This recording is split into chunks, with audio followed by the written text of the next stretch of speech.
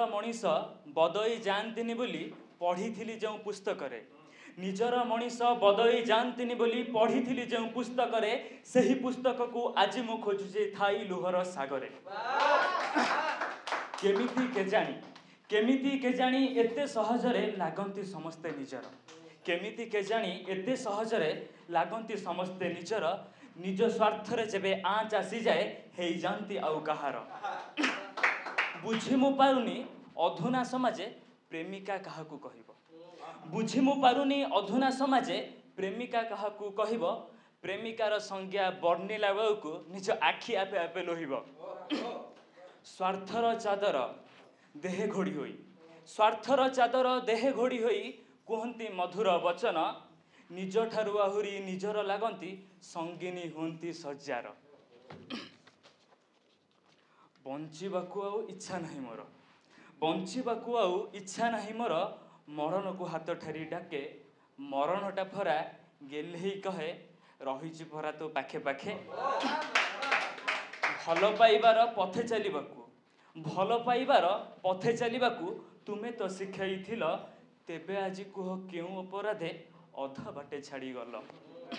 मन देइथिल किछि तो नथिला बाकी अतीतर से अभुला लगन झुरुछि मो दुई आखि मन डायरी रे इतिहास होई प्रेम आम रहीगला तुमे हजिगल आउ का प्रेमे मो जीवनटा जयगला बासंती राति को पुनेई तिथि को काहाकू बा देवी दोष प्रतारिका तुम नारी जातिटा रहीगला अवशेष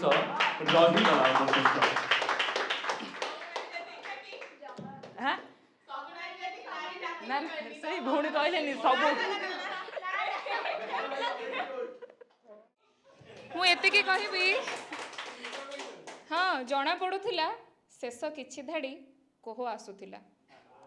कोहटा बाटे रहीगला कहीं ना आगे एते तांको अचिन्हा साथी चिन्हा साथी बसिथिले काले किछि कहीदेबे कि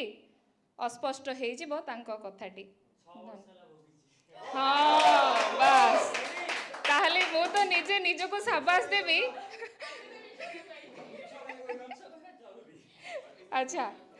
धन्यवाद ताहले मु गोटे कथा कहबी पूर्णमी राति रे जह्न आगे ठिया होई निज छाई को प्रश्न करंतु उत्तर पाइजिबे हाँ कहीं ना हाँ बास मु जोड़ा भावुची कि आपण एकांत रहिबाकू श्रेय मानि देइचंती सेया ही हेइथिबो छाई कहबो मु तो सब बेले तो साथी रे रहिबी आउ काहाकू काहे खोजुछु या ना अंधार हेले छाई दूरे जीव सेई अंधार रु बाहर करिबा पई किए साथी रे थिबो